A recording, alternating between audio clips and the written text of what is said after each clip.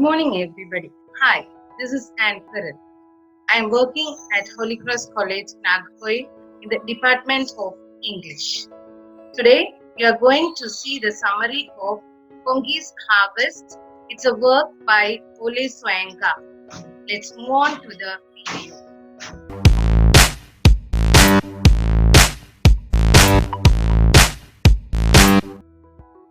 I welcome you all to have an overview on Kongi's Harvest by Ole Soyinka. First, let's see the characters of Ole Soyinka.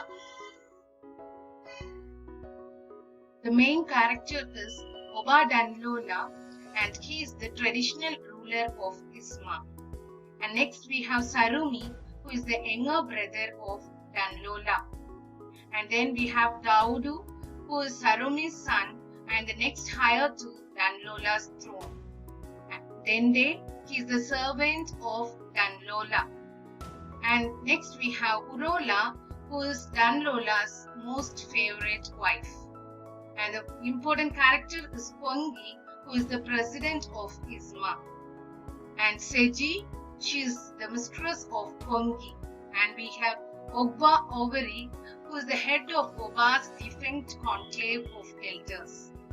And the other important characters are superintendent and the members of the reformed Overi fraternity.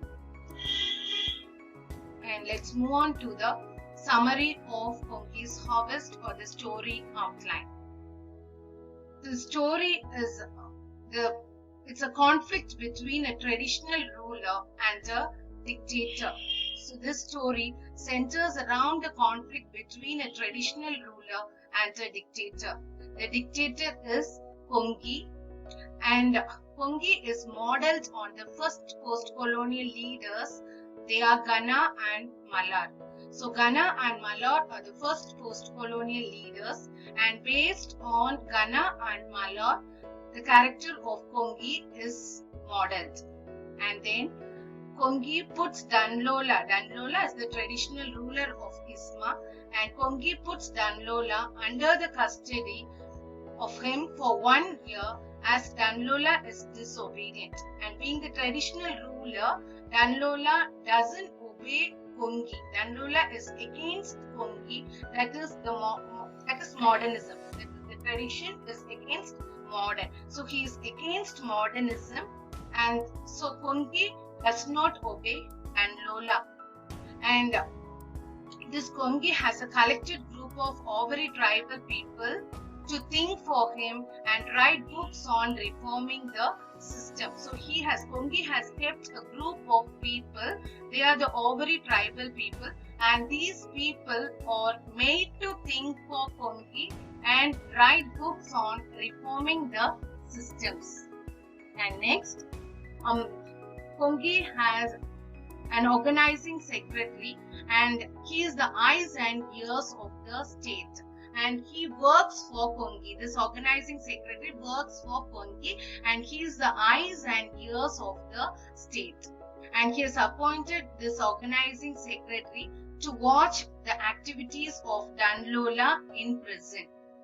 And this Seji, who is the mistress of Kongi, she also wants to subvert Kongi's reign because her own father is under death sentence in Kongi's prison. So she is also against Kongi. And the organizing secretary, he is preparing for the annual New Yam festival and to work for acknowledging Kongi as the leader of Isma. So he is preparing for the annual New Yam festival, and in that New Yam festival, he wanted to acknowledge Kongi as the leader of Isma. Till then, Danlola is the leader of Isma, and the organizing secretary is working in the New Yam festival to make Kongi as the leader of Isma. But things go wrong in the New Yam festival despite the organizing secretary's efforts. Though the organizing secretary has taken lot and lots of efforts, things go wrong in the New Yam festival. And When Danlola wears the new yam to Pungi, the gunfire bursts and everyone is paralyzed. So the traditional people, they wanted Danlola to wear the new yam, but the organizing secretary and Pungi, they wanted the new yam to be worn by Pungi. So now Danlola is giving the new yam to Pungi, which means Danlola is giving his Danlola is giving his own leadership to Pungi. So when Danlola wears the new yam to Pungi, a gunfire is burst and everyone is paralyzed, everyone is struck. And at that time, Seji and Dawodu, they steal a march over the dictator. So this has happened because of Seji and Dawodu. So it seems as though this has happened because of Seji and Dawodu, but it is not clearly revealed. But through some symbols, it is identified that this is because of Seji and Dawodu. And Seji signals, and at that time the feast begins amid the song and dance. And Seji suddenly returns and she disappears. And then a copper silver rays suddenly high, and in that we can find the head of Seji's father, and everyone is left shocked, including Pungi.